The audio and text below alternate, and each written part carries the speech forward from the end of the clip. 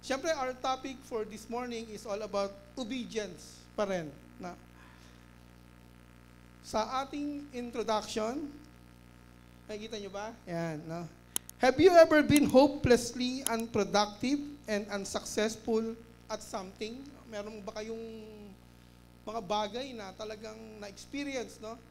Na sa tingin nyo, napaka-unproductive nyo, unsuccessful yung inyong ginawa. No? How frustrated did you get when all of your resources failed? No? Yun yung pinakamahirap, no? Yung pag nag-fail ka, no?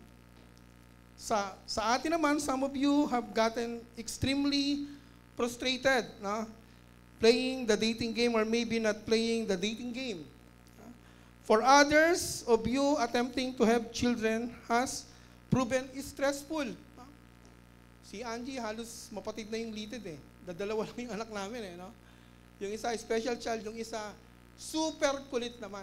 No? Si Eunice. No? Na palaging nang bubuli dun sa kuya niya.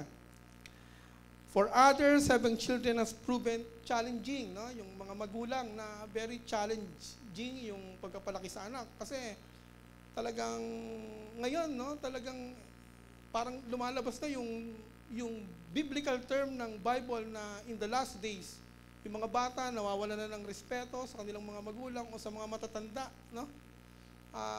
Nagiging visible na sa atin lahat yan. Kaya dapat tayo maging maagap tayo doon, no? And dito sa mga anak na nandito, no?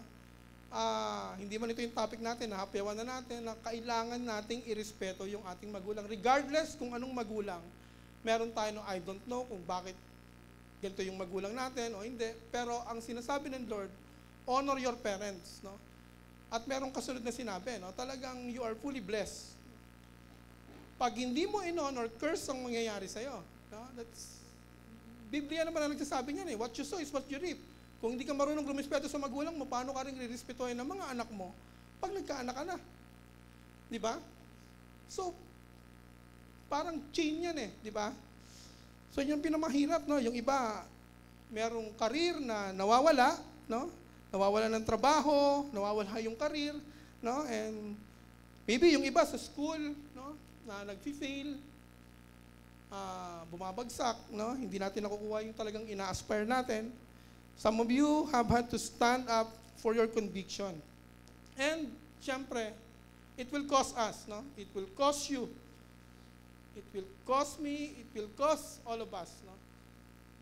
Kapag nandun na tayo sa ating conviction. No? Now, Simon, no? Yung ating topic ay makikita natin sa Luke chapter 5 verse 1 to 11. No? Sabi doon, one day, as Jesus was standing by the lake of Gennesaret, the people were crowding around him and listening to the word of God. He saw at the water's edge 2 boats left there by the fishermen who were washing their nets. No? Iniwan na yung mga bangka at naglilinis na sila ng nets. He got into one of the boats, the one belonging to Simon, and asked him to put out a little from shore. Then he sat down and taught the people from the boat. So, yung isang bangka kay Simon, hiniram ng Lord, pinausog ng konti, papalapit, tapos umupo siya ron, at nagpatuloy siya sa pagtuturo. No? When he had finished speaking, he said to Simon, put out into deep water and let down the nets for a catch. No? Then Simon answered, Master, no? Sabi niya, we've worked hard all night and haven't caught anything. Wala kaming nahuli. Magdamag na, no? But because you say so, no, I will let down the nets. When they had done so, they caught such a large number of fish, and their nets began to break. So they signaled their parents into the other boat, and their partners into the other boat to come and help them. And they came and filled both boats so full that they began to sink. Sinusundan niyo ba sa inyong mga Bible? Hindi ko na nilagay dito para binubuksan natin yung Bible natin na matagal nang nakalagay sa baul. No? Kailangan matuto tayo magbukas ng salita ng Diyos. No? When Simon Peter saw this, he fell at Jesus' knees and said, Go away from me, Lord. I am a sinful man, for he and all his companions And for he and all his companions were astonished at the catch of fish they had taken. Verse 10, and so were James and John, the sons of Zebedee, Simon's partners. Then Jesus said to Simon, don't be afraid. From now on, you will fish for the people. So they pulled out their boats up on shore, left everything, and followed him. Purihin ng Diyos sa kanyang salita. Simon is frustrated, tired, and weary. No? Pati yung mga kasama niya. A night of fishing has proven very unfruitful kasi nga yung pangingisda nila, no? Pagmula nung sila'y nag-start, no, magdamag, hanggang umaga, wala silang nahuli. No? He's caught absolutely nothing. In the morning, Jesus finds Peter washing his nets. No? So, na-encounter ni Jesus si Peter na naghuhugas na ng lambat, no? Tapos na mangisda. He tells him to launch the boat and let down the nets. No? Tapos inutusan. No? Yung dalawang karakter, yung isa inutusan, yung isa nag-utos.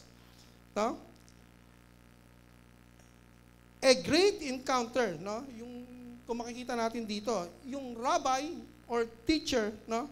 Telling a professional fisherman, no? And si Jesus, very well known siya, talagang carpenter no? And these things, nung nagtuturo siya, he is a rabbi, no? Telling a professional fisherman, yun yung trabaho ni Peter how to fish. No? Tinuturuan niya. Sige, latag mo uli yung lambat. No? Peter, for the time being, or initially objects, no? Parang merong konting objection, no? But finally concedes. Now, let's look at what happened when God pursues a frustrated fisherman, no, to obey. Yung frustration ni Peter during that time, no, tignan natin kung paano napasunod. No? Napasunod ni Jesus si Peter despite of this frustration, no, at pagod. And for that obedience, great things happen. That is our topic, no? Ayaw. Sorry. Paki-punch nga. That is our topic for today. If there is obedience, great things happen. No? Yan po yung title ng ating topic for today. No? Ano-ano yung mga bagay, no? Yung mga great things na nangyari, no? During that time because of obedience. Number one,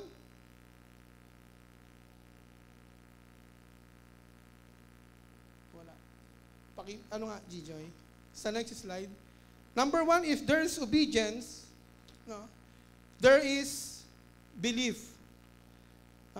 Andun po yung belief. Pag merong obedience, merong pananampalataya. Sabi ng Luke chapter 5, verse 4 to 5, when he had finished speaking, he said to Simon, put out into deep water and let down the nets for a catch. No? Biro mo, professional fisherman si Simon, tapos inutusan siya na itong carpenter, no? O ng rabbi, para ibalik yung net, magdamag, silang walang nahuli. No? Actually, hinuhugasan na nila yung net para ayusin. Tapos magpapahinga na sila. Pero nung na-encounter niya si Jesus, muli siyang inutusan. No? And Simon answered, no, Master, no, tinawag niyang Master si Jesus, no?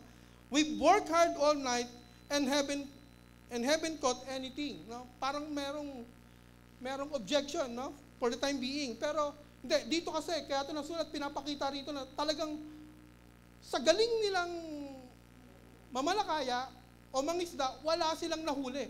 No? Tapos yung kasunod na sinabi ni Peter, but because you say so. No? Kilala ni Jesus, very well na si Jesus during that time. No? Marami na siyang napiperform na miracles. Actually, yung biyanan ni Peter, isa sa pinagaling ni Jesus. No? But because you say so, I will let down the nets. No? I will follow you. No? I will obey you. No? So kung makikita natin dito, no? Sa next slide,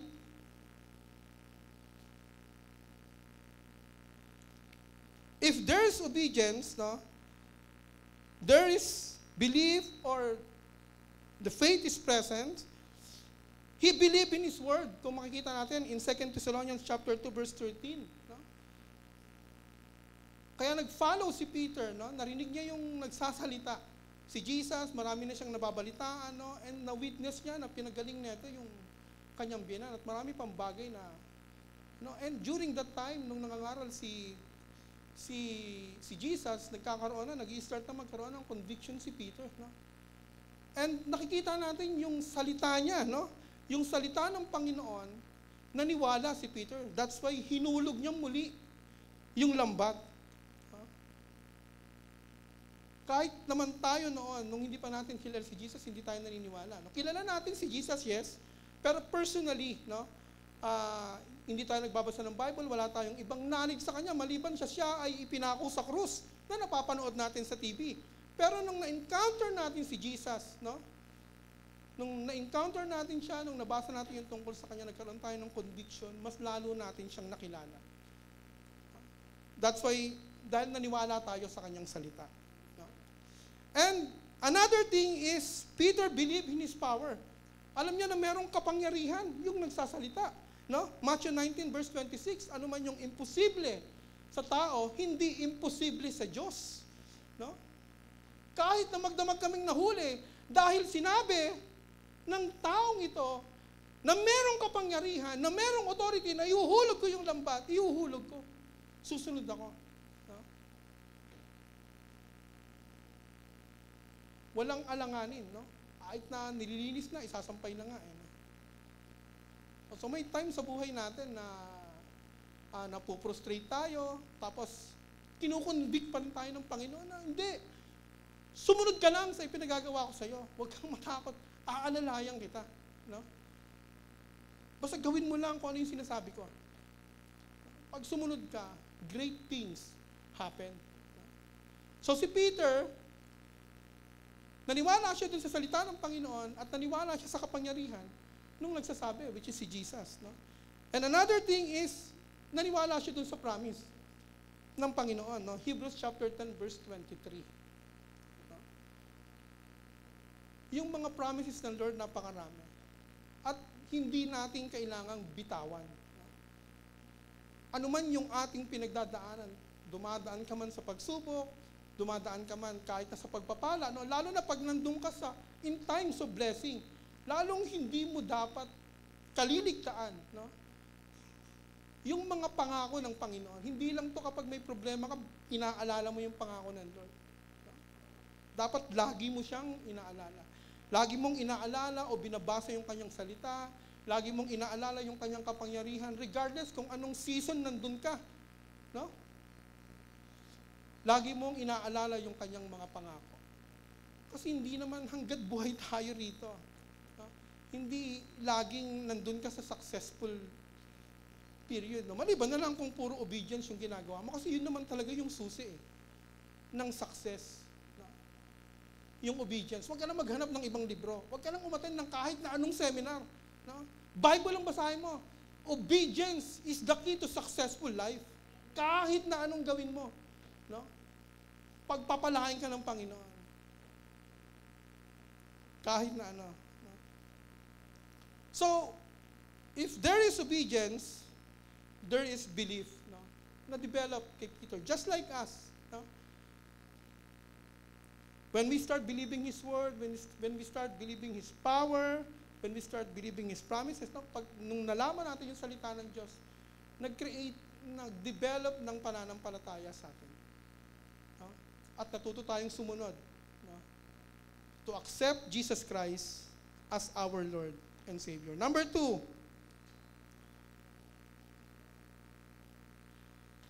if there is obedience, abundant blessing will follow. No? Sabi ng John chapter 10 verse 10, the thief cometh not, but for to steal and to kill and to destroy. No? Sino yung thief? Si Satan. No? Yung mga tinatago mong yaman, yung mga iningat-ingatan mo, no? Pag nakuha mo yan, not because of obedience, no? Ano mang bagay, kung paano mo siyang nakuha, yung kaaway, i-steal yan, sisirain, no? And i-destroy. But si Jesus, I am come that they might have life and that they might have it more abundantly. Ang purpose ng Panginoon sa atin, no? Ang plano ng Diyos, no? Sa buhay ng bawat isa sa atin na narito ngayon who accepted Christ as their Lord and Savior. Yung believer, tapos ngayon kami ng mga believer dyan. Yan, no? Ang promise ng Lord ay abundant life. No?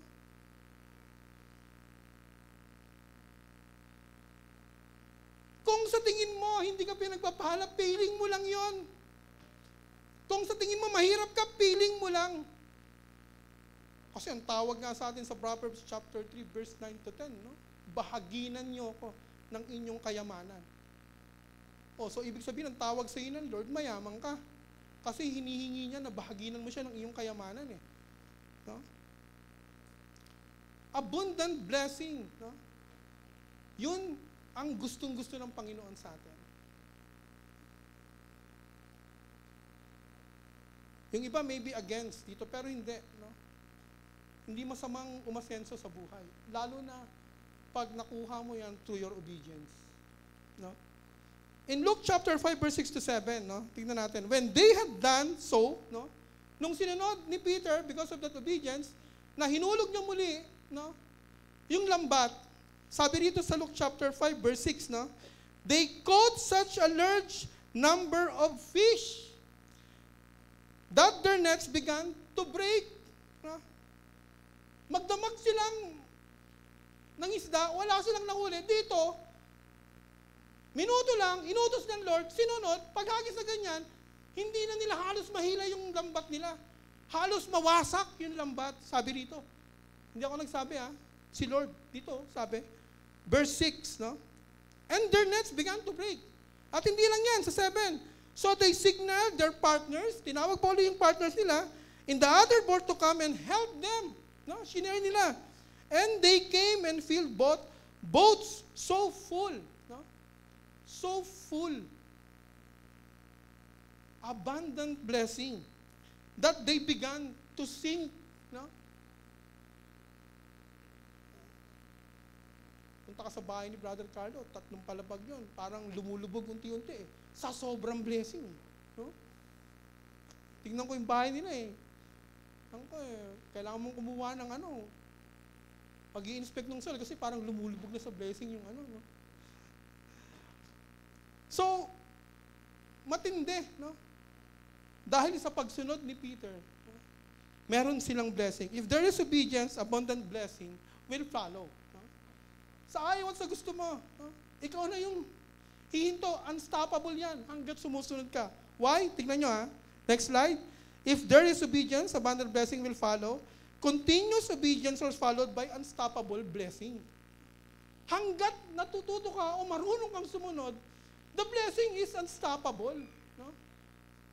Wala kang magagawa ron. Kung gusto mo minto, mag-pray ka, Lord, hinto mo na to. No? Pero meron bang mananalangin ng ganun? No? Continuous, no? Sabing ganun, enough. They've caught fish in Philippians 4:19.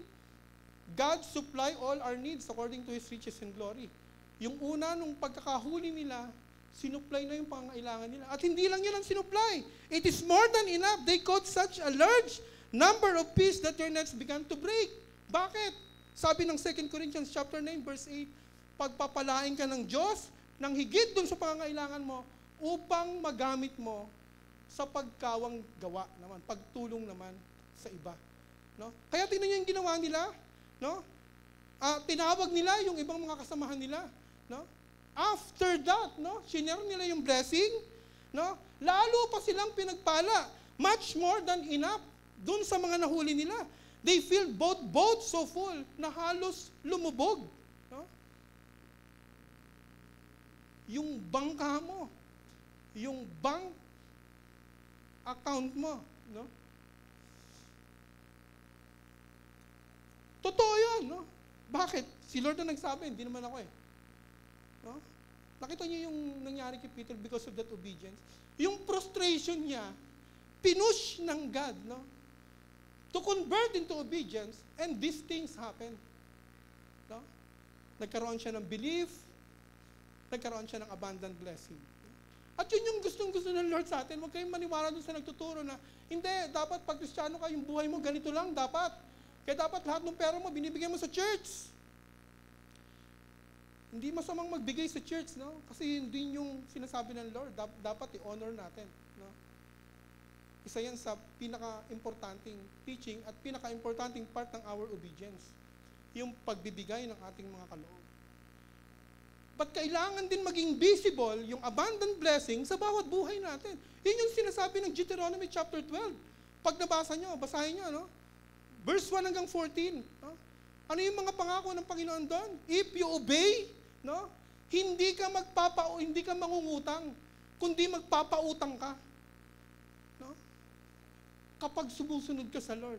If you obey, lahat ng gawa ng kamay mo, i-bless ng Lord. No? Kung ang business mo, nagluluto ka ng pagkain, pasasarapin ng Lord yan. No? Kasi pinagpala ka because of your obedience. Sabi ng Lord, if you are carefully and fully obey, carefully, ang pinag-uusapan dito, yung obedience ng mga mananampalataya. Yung talagang nakuha mo siya because of your obedience, na hindi mo siya kinuha dahil ayaw ng Diyos. No? O kinukuha mo siya kahit na ayaw ng Diyos, pinipilit mo. No? Makukuha mo yan for the time being, pero magiging curse din yan sa'yo. Pero pag you fully and carefully obey, no, yun yung sinasabi ng Deuteronomy. Ang ganda nung Deuteronomy, yung sinabi sa buong Deuteronomy, no, na kapag nag-o-obey tayo sa Lord, yung blessing talagang unstoppable hanggang sa sumusunod ka. No? Sabi pa ron, lagi kang nasa unahan, hindi ka buntot. No? Kumbaga, you're on top, no? Kung nag-aaral ka, magiging top ka sa class mo. Hindi ka laging nasa hulihan. No? Hindi ka pang number 10 kung 10 lang kayo. Lagi kang number 1. No? In and out, yung blessing. No? Hindi lang sa city, hindi lang sa town. Sa buong mundo. Kumbaga, kung meron kang business dito, i-expand ng Panginoon if you fully and carefully obey. And this is what happened during that time, in times of Peter, when he obeyed. Gustong-gusto ng Lord na pagpalain tayong lahat, no? Na naririto ngayon. If we fully obey. Huwag na kayong maghanap ng mga matitinding seminar. No? Gagastos lang kayo, babayad kayo 10,000, 5,000 para umattend, para maging successful. No! No? Ang success ng isang mananampalataya, nandun sa Bible, if you fully and carefully obey kung ano yung mandate o yung sinasabi ng Panginoon sa atin. Pag uwi nyo sa bahay, basahin nyo, Deuteronomy chapter 12, verse 1 to 14. Napakaganda. No? Napakaganda. Puro success yun sinasabi ng Panginoon. Pagdating mo dun sa 15, may curse naman pagka nagkaroon ka ng disobedience. So, yun, no? And, next slide. What happened before to these disciples is still available to this day. For every believer who fully and carefully obeyed the Lord. Ulitin ko, fully and carefully. Yung maingat na pagsunod. Yung pagsunod na naaayon sa kalooban ng ating Panginoon. Kapag gumagawa ka ng mali, tapos sa tingin mo binibless ka, hindi yung blessing, trap yan ng kaaway. Hinuhook ka niya, papunta sa kanya. No? Ang tunay na blessing, yung pag sumusunod ka sa Lord at pinagpapala ka, kasi yun yung sinasabi ng Bible. And yan yung principle ng Bible. What you sow is what you reap. No? If you obey, blessing will follow. Unstoppable. Buntot ng buntot sa'yo. Ano ba yan? Parang may kawag ng kawag na blessing dito sa likuran ko. No? O, nasa sa'yo na, gusto mong ihinto. Lord, itigil mo na. Pero hindi, kasi gusto nga ng Lord yun eh. At gusto ng Lord, nakikita, pinagpapala tayo. Tamo, halatang mga pinagpapala yung mga mukha na yan, no? Kaya lang, tanggalin ko to. Yan, o, di ba? O, halatang pinagpapala, no? Hindi lang si Brother Carlo. Yan, no? Lahat tayo binibless ng Lord. Next slide. Number 3. Doble, no? Sa number 3, if there is obedience, miracle happen. No? Nung inutusan, no? Ihulog mo yung hulog mo yung net. Magdamag, Lord, walang huli. Hulog mo. Hinulog. Ano nangyari? Nagkaroon ng miracle. Bakit? Kasi nga magdamag silang ng huli, wala silang nahuli. Pero dito, no? Minuto lang, pag-utos ng Panginoon, nuknukan ng daming nahuhuli. Na hindi nila ito nahuhuli sa regular na pangingisda nila. No? Kaya kakaiba. No? And this is miracle na nangyari sa kanila.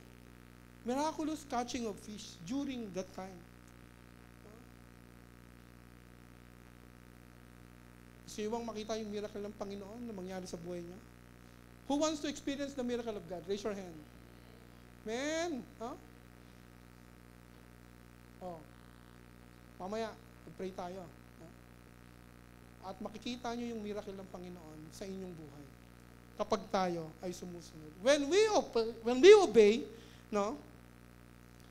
Laging nandun yung miracle ng ating Panginoon. Ano mang miracle, no? Sakit, karamdaman, sa tingin mo, wala, imposible na itong gagaling. Hindi, no? Sabi nga ng Lord yun sa Deuteronomy, if you obey fully and carefully, lahat ng hahawakan mo, i-bless ng Lord. No? Itong mga kamay na to, no? Tingnan niyo yung kamay niyo. No? I-bless ng Lord, gagamitin niya for His miraculous activity. Acts dun sa mga tao. No? Na pag pinatungan mo ng kamay, gagaling. If you fully and carefully obey. Yung obedience lang pala, no? Obedience. Mahirap nga yan kay Randy.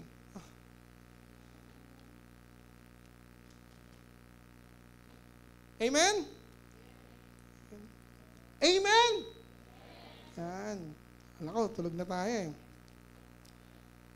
So that miracle happened before. No? Ay available also today sa inyong mga buhay. Kung meron kayong mga bagay na matagal nang pinananalangin, no? You ask for the miracle touch of the Lord right now. No?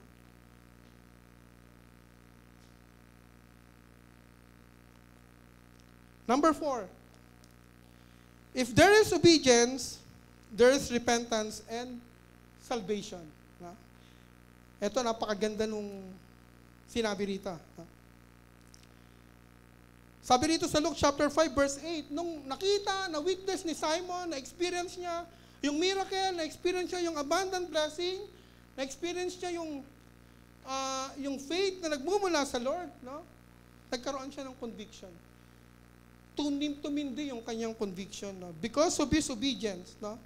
Nagkaroon siya ng repentance and nagkaroon ng salvation. Sabi dito sa Luke chapter 5 verse 8, when Simon Peter saw this, he fell at Jesus' knees and said, "Go away from me, Lord. I am a sinful man." No? A sinful man. Sabi niya, layo mo ako, Panginoon. Na-realize niya, no? Nung nakita niya yung mga pangyayaring yon. Tapos tumingin niya sa Lord. Dito, hindi na master ang pagtawag niya sa ating Panginoon. Ang sabi niya na, Lord, no? Ano yung una niyang ginawa? He fell at Jesus' knees, no? Ang mga Hudyo, dito po sila very careful, no? Sa pagluhod, yung pagbali ng tuhod nila. Hindi sila basta-basta lumuluhod kahit na kanino o kahit na sa anong Diyos, maliban sa Panginoon lang. No? Wala silang ibang, yan yung talagang napakatinding batas ng mga Hudyo. No? Lalo na yung mga disciple ni Jesus. No? And si Peter dito, no, lumuhod siya nung nakita niya yun. Lumuhod siya sa harap ng Panginoon. Because Peter acknowledged and believed the authority of Jesus Christ as God. Kasi ang mga Hudyo, wala naman silang ibang niluluhuran kundi yung Diyos lang eh. Di ba? So si Jesus, during that time, nagsasalita, binali ni Peter yung tuhod niya, lumuhod siya sa Panginoon.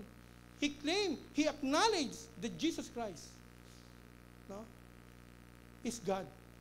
Diyos si Jesus. Nakakalungkot lang kasi hanggang ngayon, maraming tao naniniwala si Jesus, tao lang. Yun ang nakakalungkot at nakakatakot. Kaya, kailangan nating humayo at ibahagi ang pagkatao ni Jesus sa lahat ng tao. Na makilala siya, tanggapin siya bilang Panginoon at tagapagligtas. Ano yung pangalawang ginawa? Sabi niya, I am a sinful man. No? Peter saw himself unworthy before the sight of the Lord that led him to repent by accepting him that he is a sinner. Yun yung repentance na ginawa ni Peter. Yun yung pagtanggap mo na makasalanan ka. No? Ang tao hanggat hindi niya kinikilala na makasalanan siya at lagi siyang lumalapit sa Panginoon, paano siyang makakatanggap ng salvation? Hindi nga niya ina-acknowledge na makasalanan siya. Yun yung unang-unang kailangan gawin, no? Ng isang tao pag lumalapit sa Lord. Repent! No? Sabi sa Bible, paano kami maliligtas? Sabi ng mga disciple, repent! No? Yung repentance, no, sabi ni Paul Washer, no, sa kanyang pagkakaunawa, yung meaning ni Paul Washer sa repentance is, yung bang ina-acknowledge mo na hindi mo kayang iligtas yung sarili mo. No? Sa kapahamakang nagbabadya sa'yo, sa naglalagablab na apoy ng impyerno. Na kailangan mong talikuran yung iyong mga kasalanan. Kailangan mong i-accept. No? Paano kang patatawarin ng Panginoon kung hindi mo naman tinatanggap yung kasalanan mo na meron kang kasalanan? So napaka-importante na, no? Sabi niya, I am a sinful man. Makasalanan ako. O kung meron man dito, no, na pag nagkasala, meron namang iba, kahit sa Christians, no, nagkasala na, nagkamali na. Gina-justify pa. Minsan ginagamit pa yung Bible to justify yung kanilang kasalanan.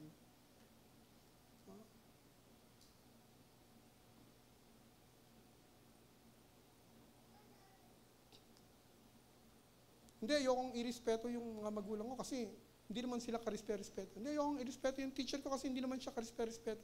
Ayokong irespeto ng tao na to kasi hindi naman karespeto. No? Hindi, kasalanan ba yun? Pagkakamali ba yun?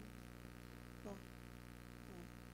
Sabi ng Bible, uminom ka kahit konti ng alak. Huwag lang tubig ang inumin mo. No? Kaya iba, minsan ginagamit yan pag sinita mo. No? Pag nirebuke mo, ginagamit pa nila yung sinasabi ng Bible. Sabi ng Bible, ganito no? Konti pag nakausap mo, basyong bote na no? Sabi ni Lord uminom ka kahit konti, alak. Walang pag-amin, no? May mga nagagawa tayong di tama, no? Kanina, bago ako pumunta rito, nabangga pa ako ng motor doon sa diyan, no, sa may Russia. Papunta na ako rito, nagmamadali pa naman ako. Andiyan pa yung misis ko. Patay. Bakit wala nagsabi na nandiyan pala yan? Ba't ko pa nabanggit? No, patay na naman ako nito. No? Hindi ka na inintindi kasi wala naman ibabahid yun Makikipagtalo ka pa. Dadalhin mo pa sa polis. No? Tawarin mo na lang. Lalo mo may ibabahid No? Kung habulin niya ako, paggawa ko yun, okay lang. No? Ganun talaga Diba? Kawawa naman. No? Sa ngayon, kawawa ko. Kasi nalaman ni Angie. No? Mamaya, ako niyan, no? Anyway, no? So, yun, no? Yung mga ganon, no? Importante yung pag-amin, no? Para makahingi tayo ng tawad sa ating Panginoon. We can ask forgiveness. Next slide. No? Yung pangatlong sinabi ni Peter, no? Go away from me, Lord. No? With all humility, Peter acknowledged Jesus as Lord. No? So dito in-acknowledge niya na si Jesus as Lord. No? And sabi sa Romans chapter 10 verse 9, if you declare with your mouth that Jesus is Lord and believe in your heart that God raised Him from the dead, you will be saved. Meron na si Peter neto during that time. No? Lalo na yung pag-acknowledge niya kay Jesus. No? Lord, no? Go away from me. No? Yung kanyang pagpapakumbaba. Hindi nga siya nagalit dito. Ba't mo ako tinuturuan? Magaling ako, matagal na ako nangingisda Wala ka namang alam dito, magpukpuk ka na lang ng mga lamesa ron, tsaka bangko. Hindi niya sinabi yun, no? Dito talagang nung nakita niya, na-experience niya lahat ng ginawa ng Panginoon, no? Because of his obedience, he acknowledged Jesus as Lord. No? Next slide. Yung death ni Jesus, no?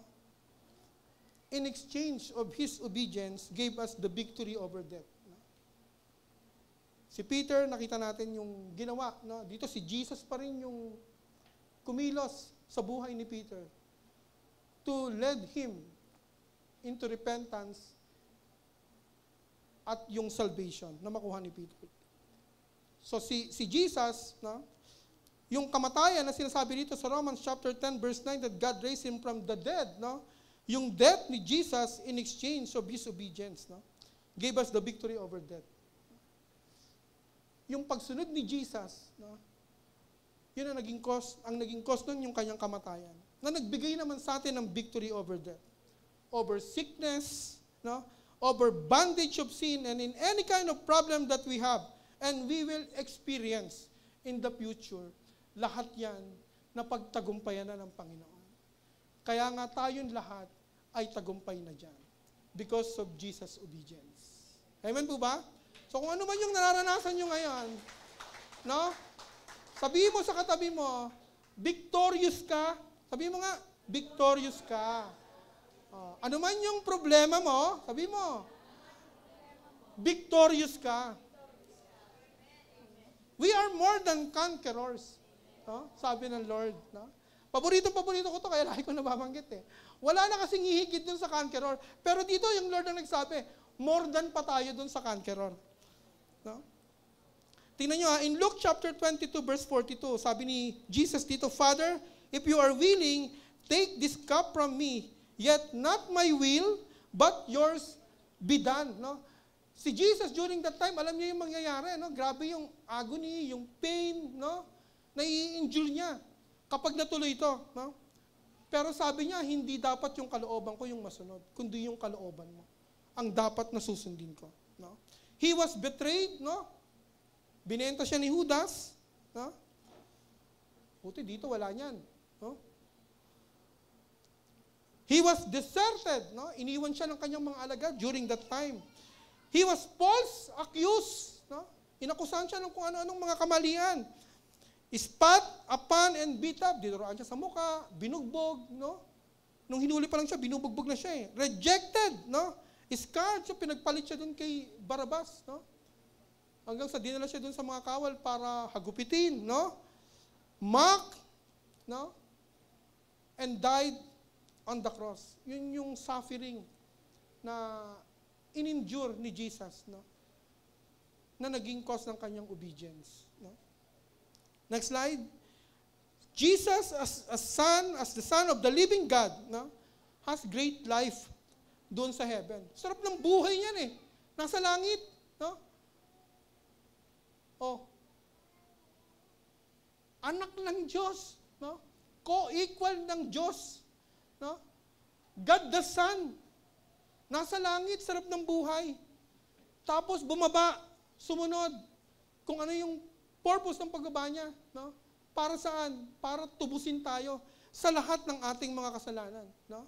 But He chose to obey and suffer the cross of Calvary because of His love toward us. Kaya nga tayo, nandito lahat ngayon. Dapat lahat tayo papunta ng impyerno Dapat lahat tayo, siguro kung walang nag-share sa atin, hindi natin nakilala si Kristo, kung ano-ano lang buhay meron tayo ngayon sa labas Ako, dati akong lasinggero Umiinom ako, kaya kong uminom ng more than 24 hours, diretso. 36 hours, uminom kami, na-try namin yan, diretso. No? Yuyuko ka lang, paglapag ng baso sa'yo, angat na naman yung ulo mo, inom ka na naman. No? Buti na lang, binago ko ng Panginoon. Kung hindi ako binago ng Lord, wala kayong brother natin na narinig na nagsasalita rito ngayon. No? Kaya minsan nga, pag medyo nagkakaroon din ako ng mga disappointment or frustration. No? Tinitingnan ko lang yung balikat ko. Saan mo na ba ako dinala ngayon, Lord? No? Nasaan na ba ako dinala ng Panginoon ngayon? Eh kung walang Lord, walang Jesus na na-encounter ko, baka kung saan-saan na ako napunta ngayon.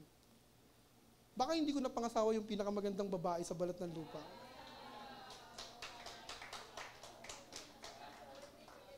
Yung sweldo ko, deposit mo na. Joke lang. No? Yung mga yan, no? Oh, kasi nakilala ko si Lord eh. Oh, kaya nakilala ko to, dinala ko ng Panginoon dito. No? Nandun ako sa Baptist eh. Hindi, doon ka sa JIL. Bakit? May Angie doon. No? Amen. Kidding aside. Oh. Ay, baka magalit yung misis ko. Hindi yung kidding. Ikaw talaga yung pinakamagandang babae sa balat ng lupa. Huh? His obedience to the cross caused him to suffer till he gave up his life to redeem and save us. No? So grabe yung in-endure ni Jesus. No? O, yung iba ngayon, sinicelebrate yung Holy Week, pero yung iba hindi alam kung ano yung ibig sabihin.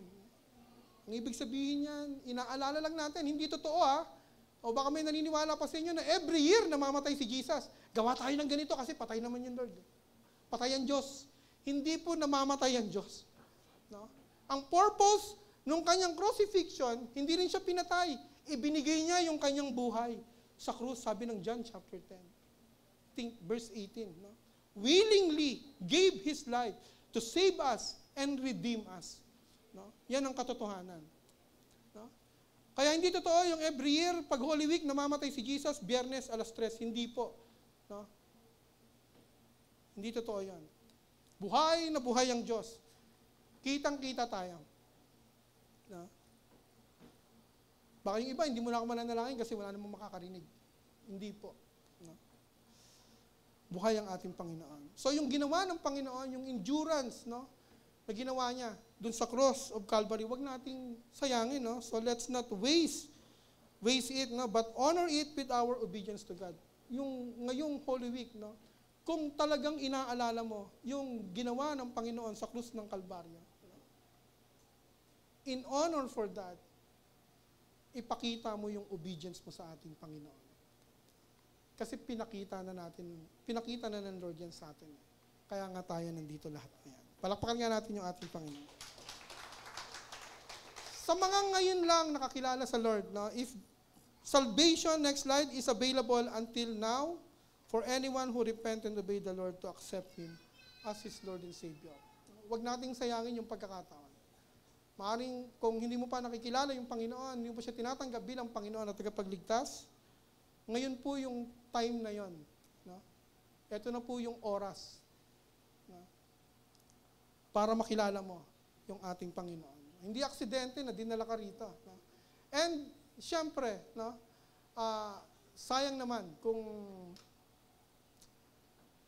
mawi-waste lang to, no?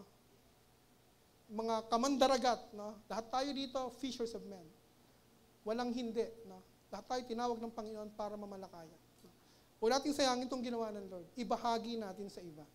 Kagaya ng ginawa ng mga taong nag-share din sa atin ng salitang ito, ng salvation. No? And for our conclusion, sabi ng Luke chapter 5 verse 10 to 11, then Jesus said to Simon, don't be afraid. No? From now on, you will fish for people. No? Yan.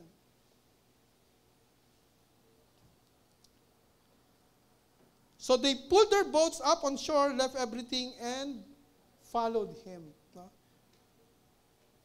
Despite dun sa mga frustration, sa mga hindrance doon, sa pagsunod, no, ni Peter, hindi niya ginawa yan. No?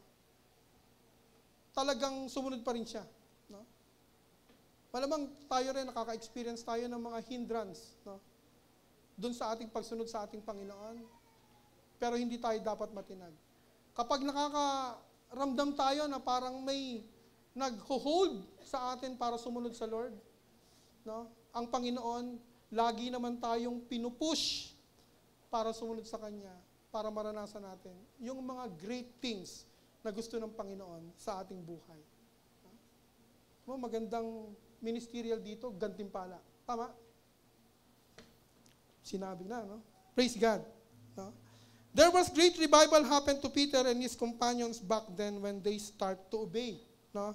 In Luke 5:11 says, they left everything and followed Him. That is the great revival, no? Na mararanasan ng isang tao.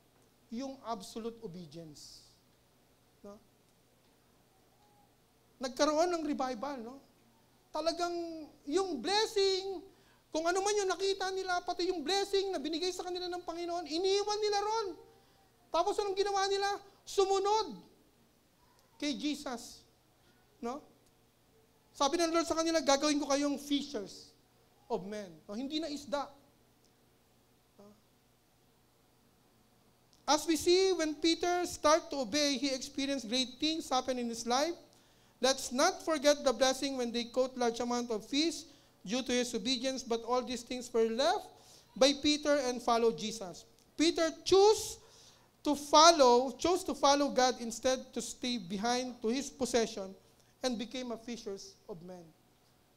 Mas pinili niyang sumunod sa Panginoon kaysa dito sa mag-stay sa anumang kanyang possession o anumang kanyang kinahuhumalingan.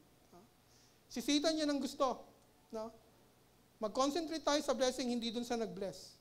Pero yung Lord, kung ano man yung dumarating sa ating buhay, I'm not saying masama yung blessing kasi yun yung gusto ng Panginoon sa atin. Pero wag kang focus sa blessing. Dapat ang focus mo dun sa nagbi-bless. Sino yung nagbi-bless? Yung Diyos.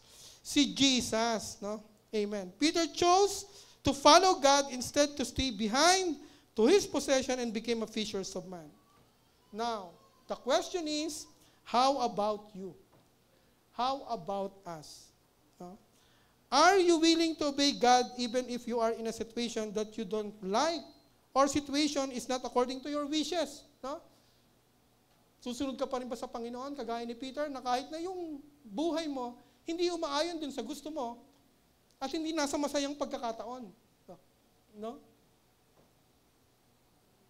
Or if you are blessed and the Lord says, leave it, come with me and I will make you fishers of men, how do you respond? Pinagpapala ka naman. Tapos sabi ng Lord, halika rito. Iwan mo muna yan, tapos sumunod ka sa akin. Gagawin kitang fishers of men. Ano naman yung respond mo? I ask you a question today. When was the last time you obeyed God? When He asked you to catch fish. No? Kasi yun yung tema ng ano rito. No? Though, hindi lang naman dun yung part ng obedience, pero dito, no? Lahat tayo is fishers of men. No? Yun yung sinasabi ng Bible. Ngayon, nare-remind ka ba kung ilan na ba yung kaluluwang nadala mo sa Panginoon? I mean, yung nasyaran mo, kahit yung nasyaran lang, na tinanggap si Kristo bilang Panginoon tagapagligtas. Ilan na ba yun na ipag-pray mo? No? Nag-journal ka ba ng ganun? O dun sa calling ng evangelism, nakasama ka na ba? Did you respond? No? Kasi hindi naman yung church, hindi naman yung pastora o yung leaders ang nagpapatawag nito, kundi yung Panginoon. Because this is our mandate. Sabi ng Luke chapter 5, verse 1 to 11. No? Last slide, let's not waste our remaining time in this world. Let's obey God as He called us. No? Huwag nating sayangin yung pagkakataon, malapit nang bumalik yung Panginoon. No? Huwag na nating i-concentrate yung ating mga sarili sa anumang mga bagay. No? Na hindi nakalulugod sa Panginoon o nakakapaghadlang, no, para sa kailangan natin gawin sa ating Panginoon. Kasi lahat tayo, when we accepted Christ as our Lord and Savior, kaya tayo buhay, meron tayong purpose dito sa buhay na to. And that purpose, no, is to obey the great calling of the Lord to become fishers of men. If there is obedience, no, ano man yung mararanasan natin, tandaan lagi natin, no? Frustration, di ko alam kung nasaan katayuan ka ng buhay ngayon. Shall we all stand, please? Tayong lahat. Hindi ko alam kung ano yung nararanasan mo ngayon. Hindi ko alam kung ano yung problema o ano yung kabigatan na meron ka. Na nag-hold sa iyo to obey the Lord. But, ang sinasabi ng Panginoon, if you obey, kahit na nandun ka sa sitwasyon na hindi mo gusto, mas maganda nga ito eh. Yung hindi ka lang sumusunod dahil nasa sitwasyon ka na gusto mo o nasa sitwasyon ka ng pagpapala.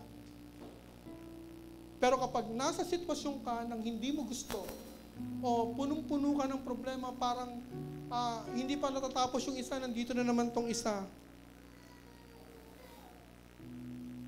At sumusunod ka pa rin sa Panginoon. If you obey, great things happen in your life today. Palakpakan nga natin yung ating Panginoon. Hallelujah. Let's worship. Marami mang hadlang sa aking pagsunod, ang kadalas ay napapago. Hindi mapipigil, patuloy na maglilingkod, lagi kong miting, ikaw ay malugod. Lubusang ang kinin, lubusang ang kinin, ang buhay na daan, para lamang sa iyong kaluguran.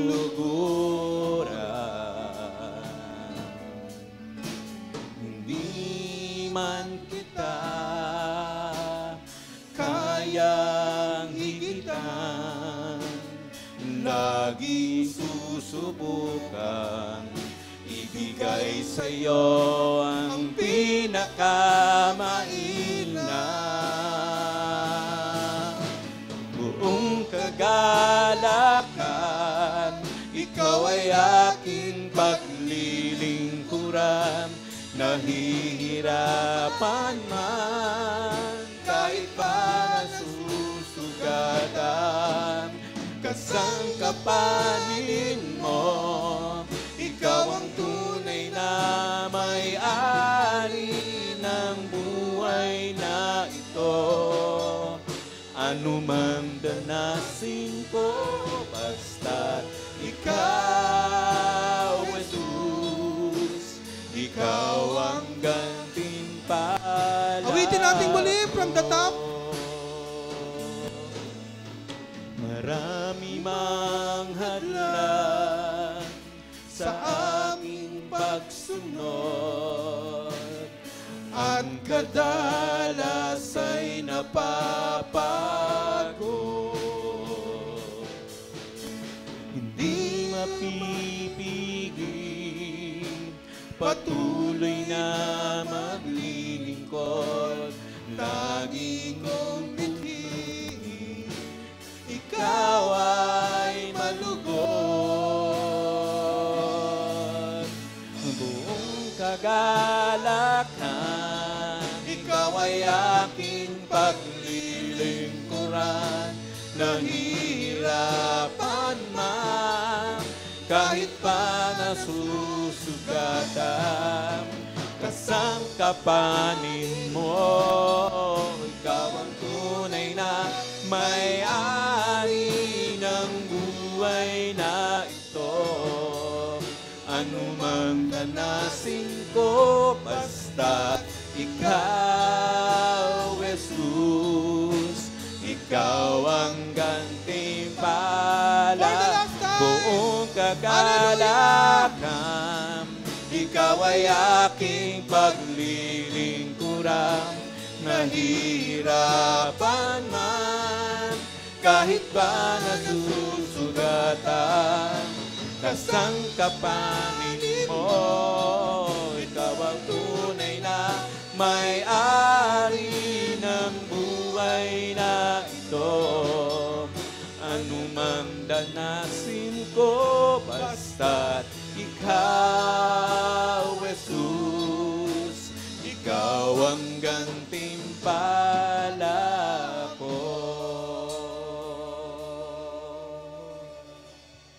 Hallelujah, hallelujah. Hallelujah. Tunay nga, Lord, na napakabuti mo, Panginoon o Diyos, sa buhay ng bawat isa sa amin, Panginoon o God.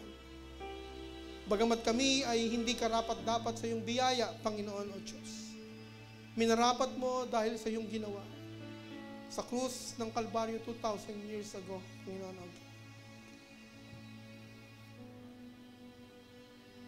Lord, sa aming pagsunod, maaaring ang bawat isa, Lord God, nandun yung desire na sumunod sa iyo.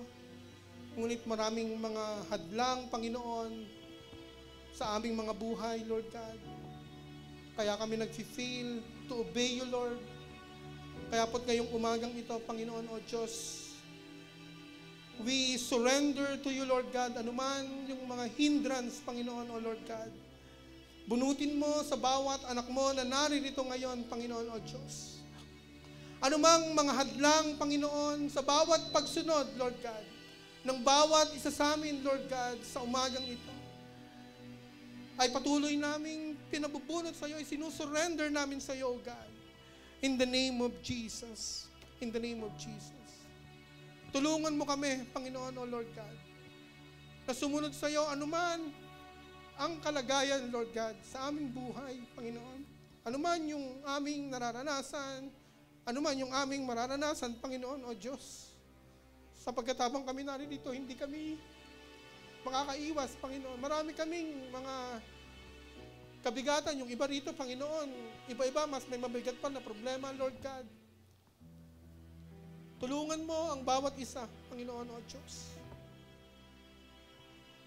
to obey, so that these great things, Panginoon, na nagmumula sa iyo will happen, Panginoon, sa bawat buhay namin, Lord, in the name of Jesus. Let the power of obedience, Panginoon o Diyos, be upon our lives, Lord God, in season and out of season, Panginoon o Diyos. Huwag mong hayaan na kami ay malayo sa iyo, Panginoon o Diyos. Bagkus lagi mo kaming i-remind, Panginoon, na lagi kaming sumunod sa iyo, Lord God. Despite sa lahat ng mga problema, Panginoon, na aming nararanasan.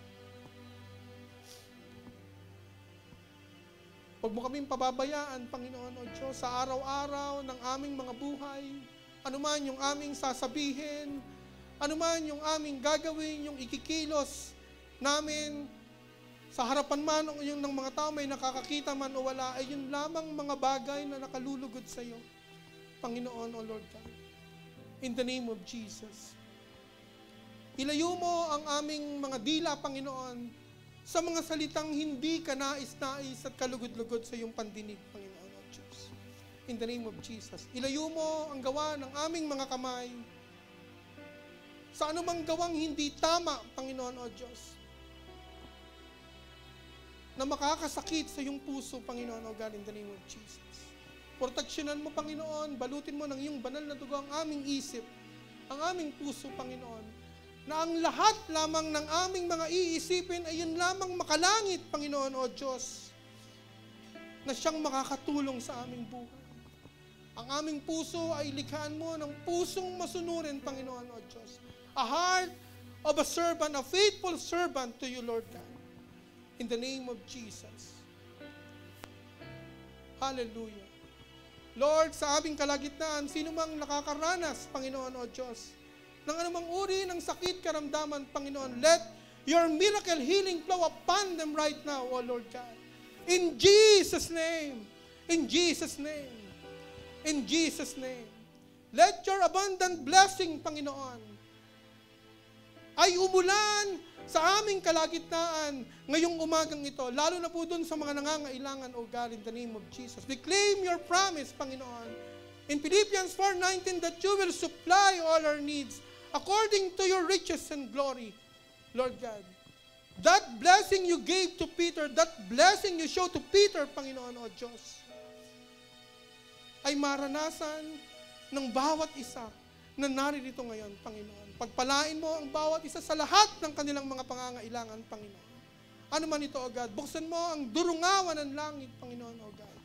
At ibuhos mo ang pagpapala sa bawat isa ngayong umagang ito. In the name of Jesus. In the name of Jesus. Sa bawat bisyo, Panginoon o Diyos. Mga kasalanang nakatago, Panginoon o God. Lord, we ask for your power, Panginoon o Lord God, to free us, Panginoon, from this bondage of sin, Panginoon o Diyos. In the name of Jesus. In the name of Jesus. Let your obedience flow towards us, Lord God, right now. In Jesus' name. Tulungan mo ang bawat isa na makasunod sa iyo, Panginoon. Lalo na po doon sa pagbibigay ng kanilang mga kaloob, Lord God. In Jesus' name. In Jesus' name. Hallelujah. Father, we pray, Panginoon, na ang mga tinawag mong ito, Panginoon, na mandaragat, na fishers of men, Panginoon, ay makita, Panginoon, sa bawat buhay ng mga anak mo na narito ngayon. Makasama namin sila, Panginoon o Diyos, sa paghayo at pagbibigay ng mabuting balita ng kaligtasan sa lahat ng tao, Panginoon o Diyos. In the name of Jesus. Hallelujah. Thank you, Lord God. Napakabuti mo, Panginoon o Diyos. Napakabuti mo, Panginoon. Let these great things happen, Panginoon. The miracle happen, Panginoon, sa bawat buhay ng naririto ngayon, O God. In the name of Jesus.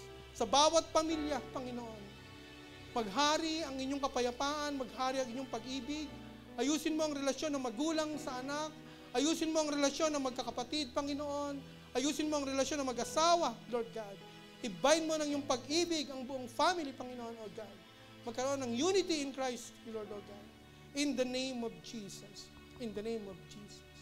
Sa lahat ng mga may businesses, Panginoon, pagpalain mo ang bawat mga business ng iyong mga anak, Panginoon, O God, multiplied blessing, Panginoon, upon blessing. Sa mga negosyanteng ito, O God, sa mga trabaho, Panginoon, i-bless mo sila sa kanilang work, Panginoon. Make them in front, not a tail, Panginoon, O Diyos, as we've said in Deuteronomy chapter 12, O God, in Jesus' name. In Jesus' name. Sa mga nag-aaral, make them top to their class, Panginoon, O Diyos. In the name of Jesus. Sa mga nag-a-apply ng trabaho, bigyan mo sila ng trabaho, Panginoon. Yung trabahong nakalulugod sa iyo at yung trabahong makikita, Panginoon, ng pagpapala sa kanilang buhay, O God. Salamat ng marami, Lord God. Pinupuri ka namin, dinadakila ang iyong banal na pangalan. Ito ang aming dalangin. Sa pangalan ni Jesus, ang lahat ay magsabi ng Amen and Amen.